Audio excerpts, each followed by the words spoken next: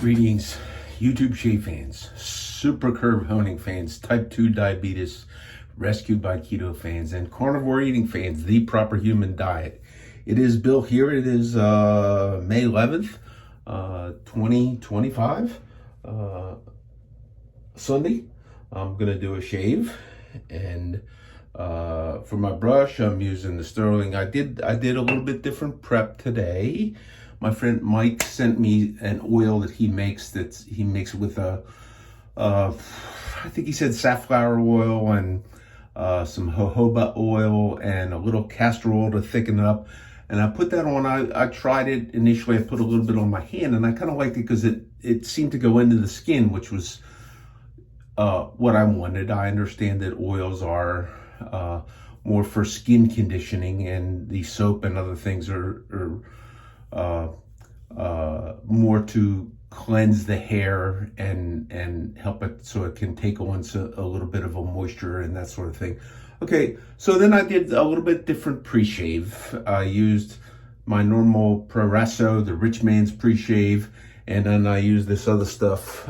Mike had used some stuff, Pond's cold cream. This might be a little bit different.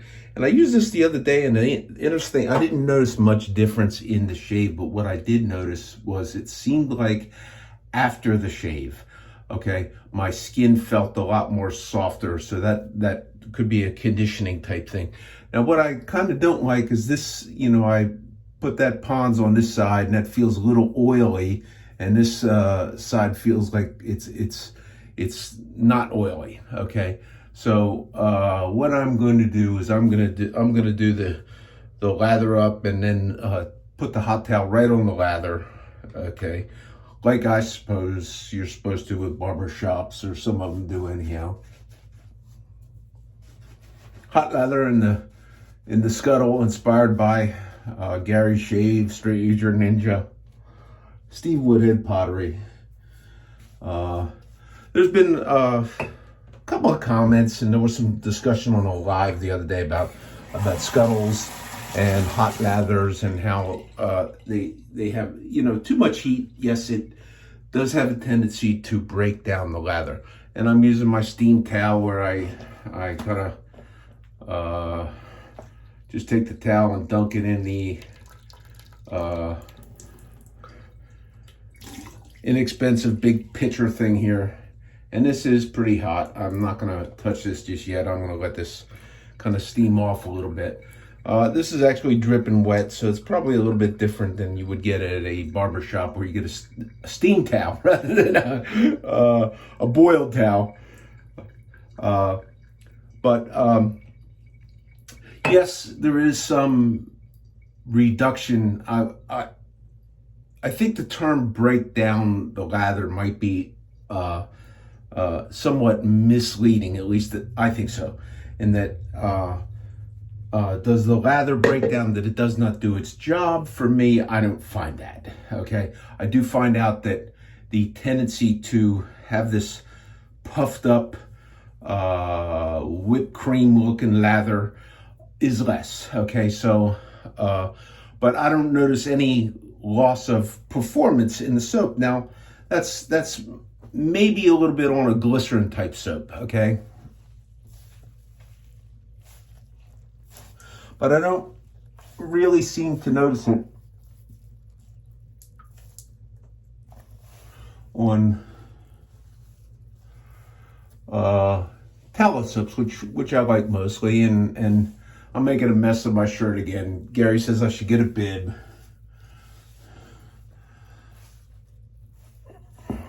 Maybe I'll just change my shirt after the shave.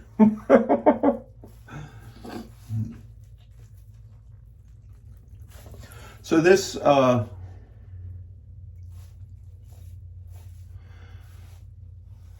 is going to bring some change to what's left. There's still a little bit of slickness left on my face.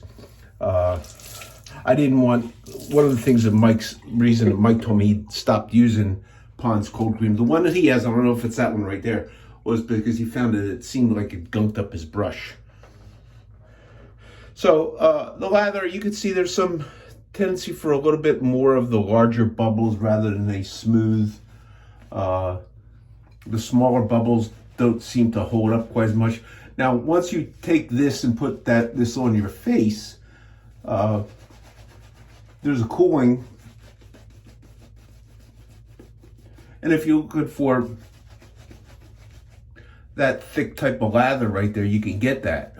Okay, so for me, the soap does come back,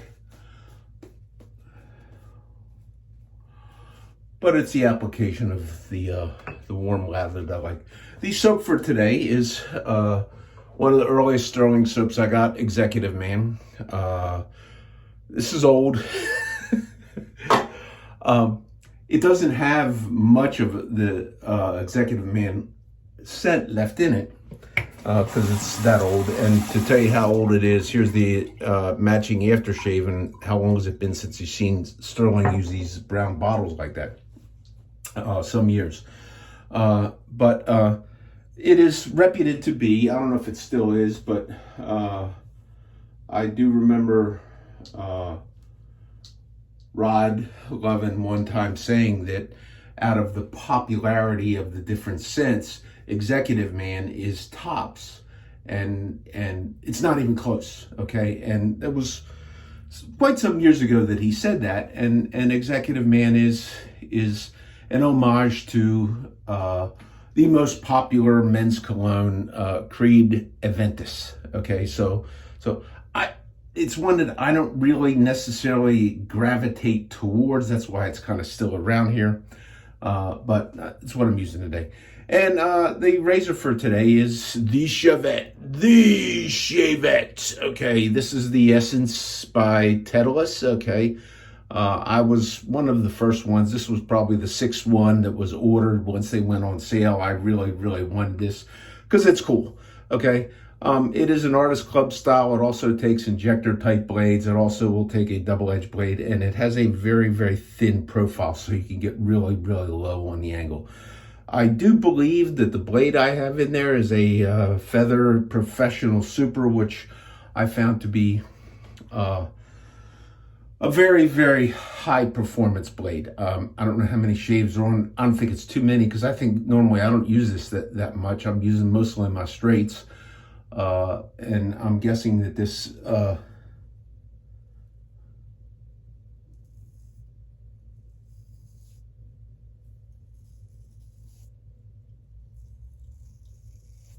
lot of times degrades just from oxidation, even though it is stainless steel. Okay, you can see it does a pretty good job.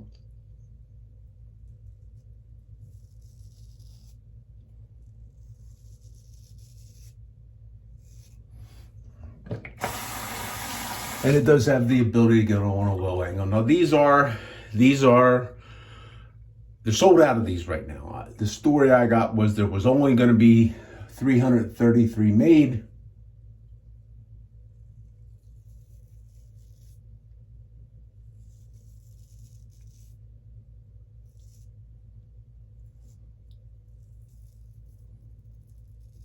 And then there would be some sort of a change to them to make this initial offering unique. Okay. Now, right now, I think the price on these is like 500 some bucks.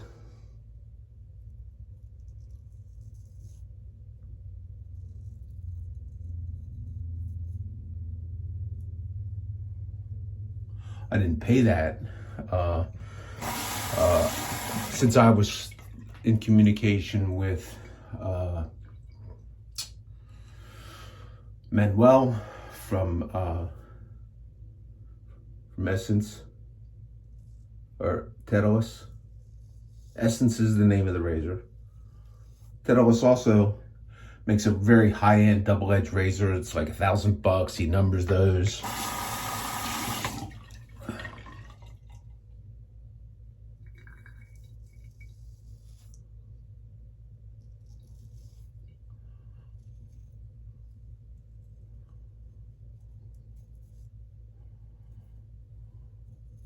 The goal of this shave piece was to have the look and feel of a straight without honing, stropping, or whatever. And yes, it does, kinda, okay, but a if you're like me and you gravitate towards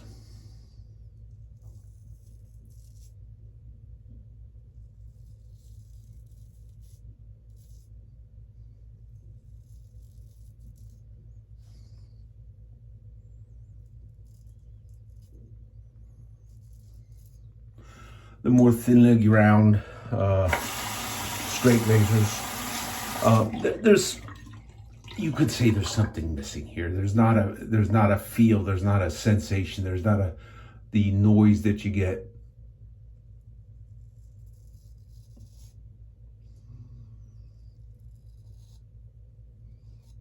But it does have a good balance. It is a nice razor. It does look cool. It does look really, really cool, you know. I have a friend who ultimately bought one of these.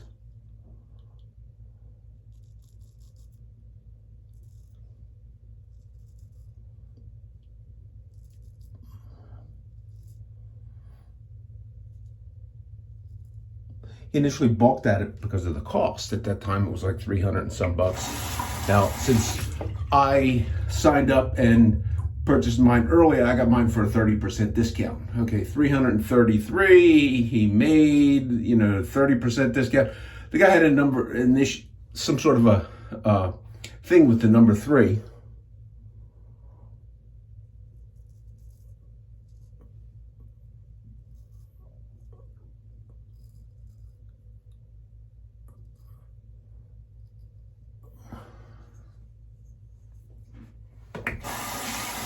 So 30 people got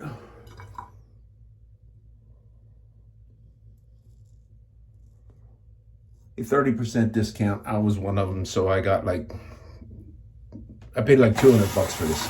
Now, today, would I buy another one of these for 2? I probably would. You know, I don't shave with it that much, but, you know, because I do like straights, and I've spent well more than that on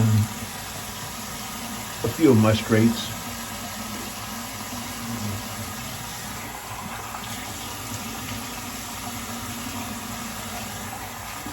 So first pass versus a straight razor, I'm thinking this is a little behind, because with a straight razor there's sensations and there's a feel that you can get. Okay, so my lather has kind of dissipated from the heat a little bit. Okay, but this can be brought right back. Don't forget the water I put in that scuttle is boiling water, so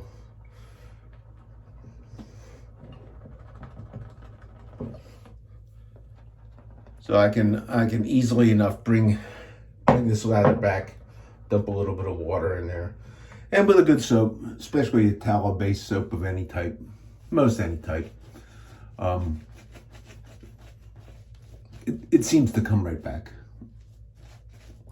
So while if you say degrading lather, does it degrade it? It degrades the suds. Okay. Is there still suds there? I think there's still suds there.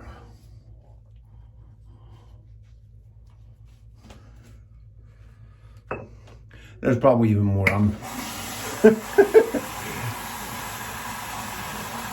Because that's another thing you can do if you have an issue with,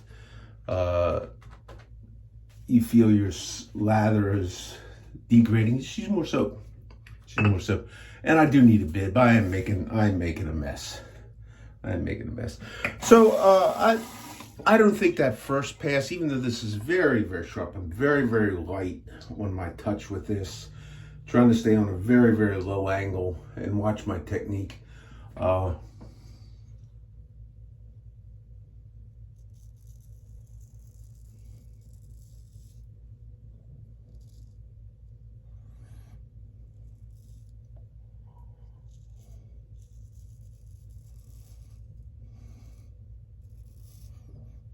The sensation and the feel of the edge is not there like it is with a thinly ground straight razor.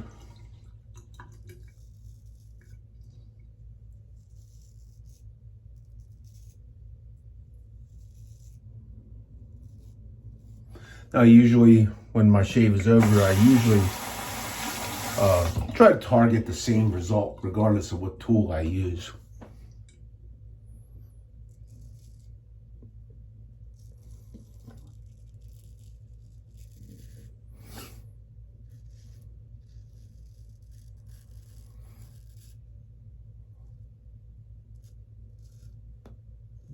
So my friend who was thinking about buying one of these and decided not to initially,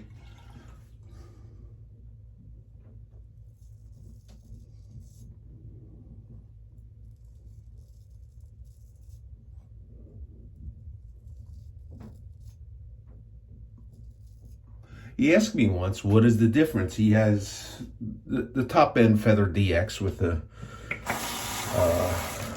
wood looking scales on them, and the DX is no different. Whatever model of the DX that you get, the only difference will be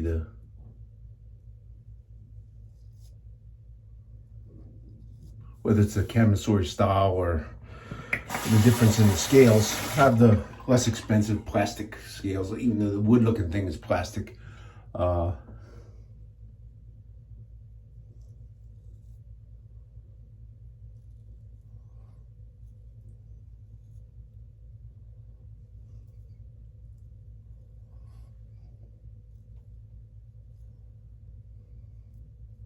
He asked me, why should I buy this for what it costs when I have the DX? And is it going to shave and give me a better performance than what I already have?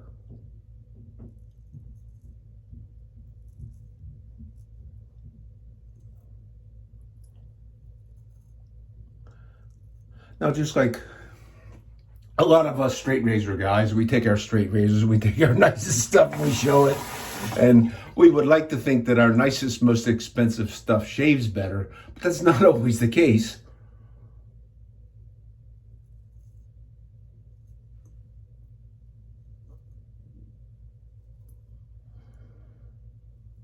But sometimes it's about being happy with your stuff. Just using your stuff and liking the stuff better. And I told him, I says, as far as performance, absolutely nothing. If you know how to shave well with a Feather DX, there's absolutely nothing that this razor is ever going to do for you that you cannot get with a Feather DX. And I'm going to go one step further. Not too long ago, Mikey Shaves, and he was the first one I ever saw do that. He took an injector blade and he put it in a very, very inexpensive double-edged type Shavette. Okay, now an injector blade is the same height as this, okay, just not quite as long, and the caliper is about the same. They're rigid type blades, and they're usually known to be good performers. Okay, now whether that injector blade comes, there's differences in injector blades where you get them, and okay, so an injector blade made by Feather should perform exactly like that particular Feather article blade. And the only difference is going to be what tool did you put it in. And so you can go out and you can buy, and this will use injector blades too. You can go out and you can, if they remake this and make some more of them. I mean, this guy, he makes $1,000 double-edged razor. It's nice looking, but it doesn't shave any better than a double-edged razor that you can get for $40 or around or thereabouts. That's my opinion, or $100. You could go to somewhere or buy one of these $10 or $20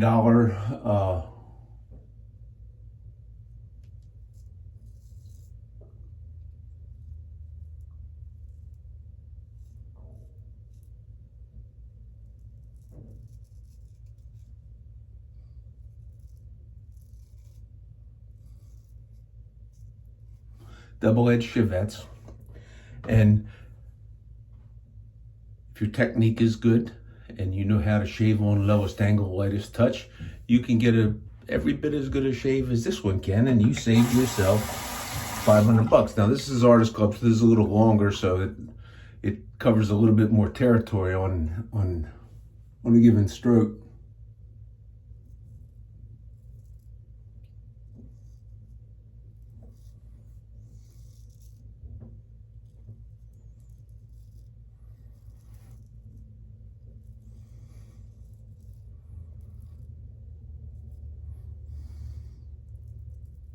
And this is a little bit heavier, okay? So you don't have to control how much pressure you're putting on it. You know, you can kind of go to the just the weight of the blade type thing, because this is all stainless.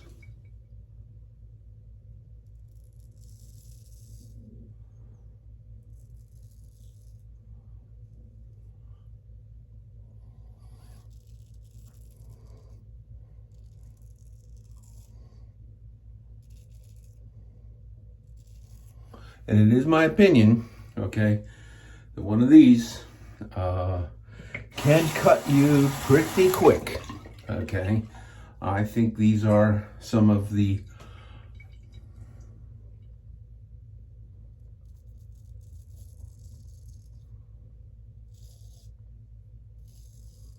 with a fresh new blade, some of the sharpest stuff that I've ever put to my face.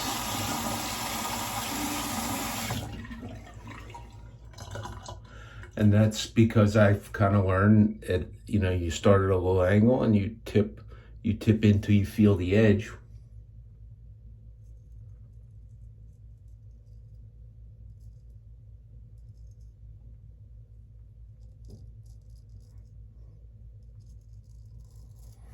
But the same good shaving principles still apply. Slick soap, lowest angle, lightest touch, stretch the skin.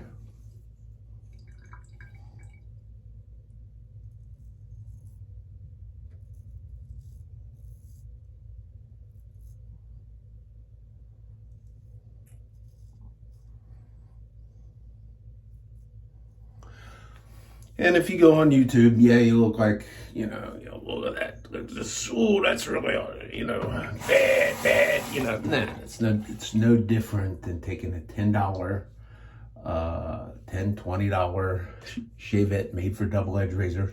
And I think actually some of those are better on double-edged than this one is. This can use a half a DE too.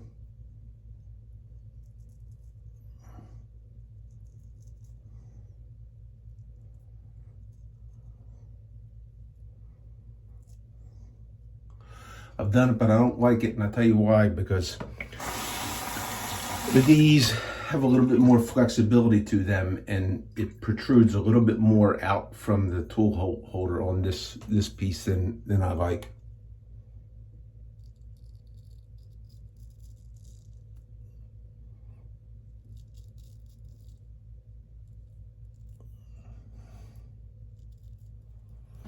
Now there are clones that hold the Artist Club blade, and some of them are clones of the Feather, not the DX. Some of them are clones of the Feather SS. Feather makes an SS, an SR, a DX, and they all have different head profiles. None of them is as thin as this one in terms of getting into angle. And actually the SS and a lot of those clones actually have a little bump that's supposed to actually help by depressing and stretching the skin. I've never used one. I never bought one because so many people didn't like it.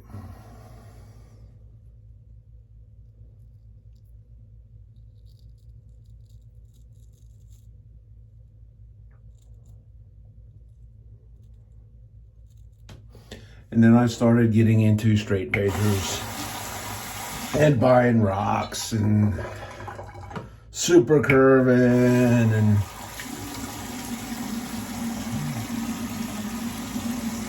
spent a lot of money that way. Under here's my friend Gary was talking the other day about some places under here. I've seen people make a stroke across this way. I've not had the dexterity to get in there and to do that. I've seen people do this. And I've seen people, I've seen people do this. Okay, which I'm looking here. I can't see and I'm bleeding. I did feel myself get cut. Okay, and I have done that with a guarded blade, and it actually works pretty well. I just finally got to the point where if I need to have, sometimes an extra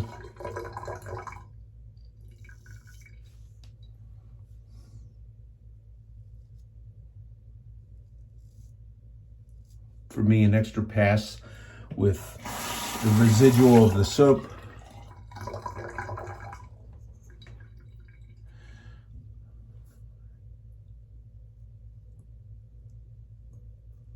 And a little added water is enough to get me where I want to be. Or if it's that bad, I'll go get a double-edged razor, and because they really do. Because my hair grows, and this is an important thing if you're new to straight razor shaving or any shaving for whatever, is to understand which way your hair grows. You'll see me doing a very similar pattern regardless of what razor I use. It's usually based on how my hair grows. I always go from here up, because most of the time this is growing center to side. Here it's growing up. Okay, so most of the time, whether I'm going down or up, it's across the grain here. Here, I like to go make sure I'm with the grain, because this is where I'm prone to get some irritation if I'm too aggressive.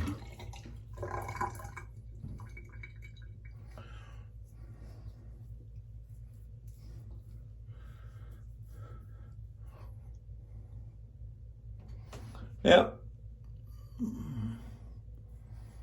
Might have to get the styptic pencil on that a little later. See if the album will close that up.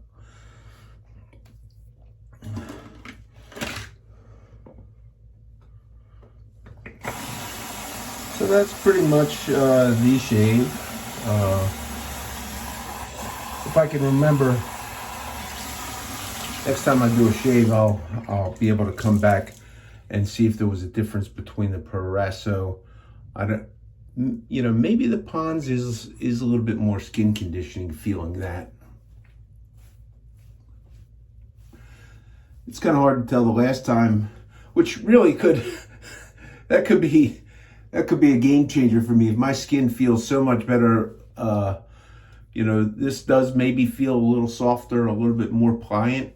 Okay, maybe that particular stuff here is a good, better pre-shave treatment than what I've been using all along. The Proraso, the rich man's pre-shave. And I don't know what that other stuff costs, but you buy a little jar of that Proraso, it'll cost you $12, $13, $15 or whatever. It doesn't cost that much. So I'm going to use the Zircon Fuel. This is probably the best. I got this at the Superior Shave. Jared likes it. He says it's the best post-shave treatment, and it's really unique. Mine hasn't broken down. They say it can break down, and the heat can do it. I don't know if there's a shelf life on it.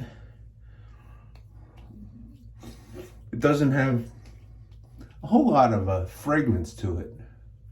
It's not fragrance heavy, if there's anything in there at all.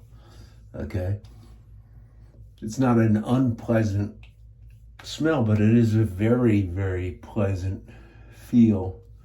Now, if this overcomes any difference that I thought I initially noticed, well, then my test is actually pretty much void. So, and I'm going to do what I normally do. A lot of common belief is that you should put the alcohol aftershave on. This is Sterling, also Executive Man. This has alcohol and some of the Witches of Hazel stuff in there, and some aloe, and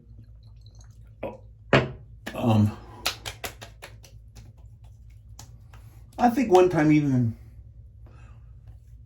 Rod Lovin from Sterling said that a balm should be applied after the alcohol-based aftershave. I always like the alcohol aftershave afterwards. I still get a little bit of a sting from it, and my feel is that it might give a little bit of penetrating quality to the aftershave, the creamy aftershave that I would normally like to use at some point. So I'm using a powder unknown from the Powder Cannon, and $6.75 that I bought at a barber supply place. Okay, and I think I'll apply the powder to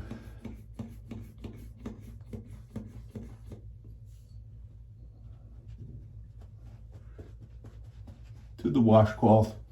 Maybe just hit myself. Look at that powder can. I get bombed. Powder bomb.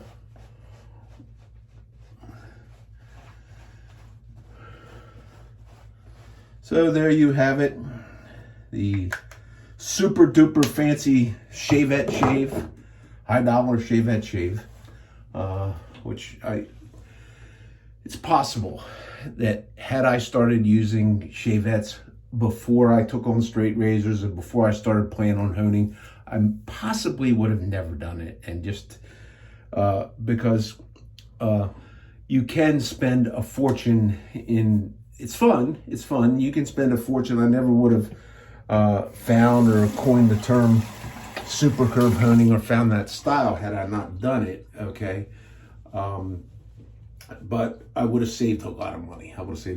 Now I am planning this summer to work with a low cost way. Okay, Jared has been doing it, and the Hudson Valley Honer has been doing it, using lapping films as the abrasive.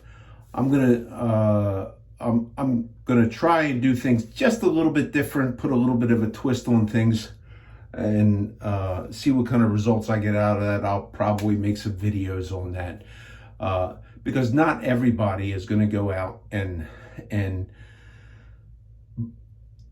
invest the time and the money in the technique that I use. Some people have exceeded that. If you've gone out and you've bought every rock under the sun, every conical and every, one Arkansas stone can cost you $300, and so you spend a lot of money really, really quick.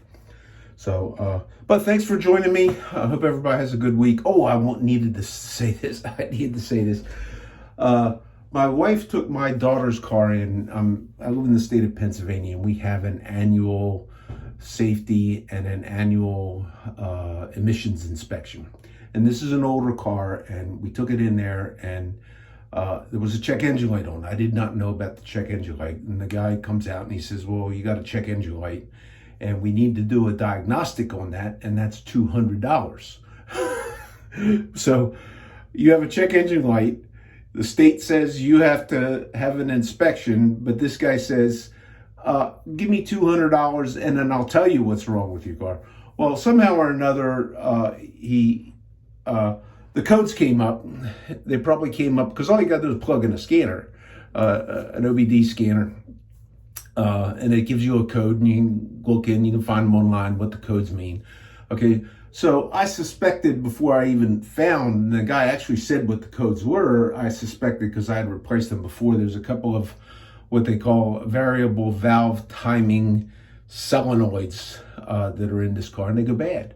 And they're not that hard to replace. It's like one on each side of the top of, and you pull a cover off, you don't really even have to go in there, and they're kind of put in there and they're held in with 10 millimeter bolts, and you can change them in 15 or 20 minutes, okay?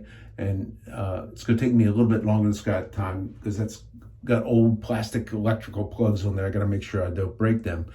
But he did say the repair, so he wanted the $200 for the diagnostic, but then the repair, he wanted another $250 on top of that. And I've bought these solenoids, 2 of them, with extra plugs in case I bugger one of the plugs up. Now these are Chinese made, these are not OEM. Okay, and I bought these things for 20 bucks. Okay, so talk about people who take liberties when you take your car to them. It's, you know, I've gone to this place and I'm going to name them. It is a Goodyear store there, I believe, independently owned. Okay, I've bought tires there, all my tires, even back to the day when I was in sales and driving around, you know, 50, 60,000 miles a year. I would buy a pair of tires, a set of tires every year, and I bought tires for all my cars there for over 30 years. Last time I'm going there. So I'll be looking for a new tire supplier. But thanks for tuning in. Hear me whine, talk about my stuff. I hope you all have a good week. Here's Bill out. Bye.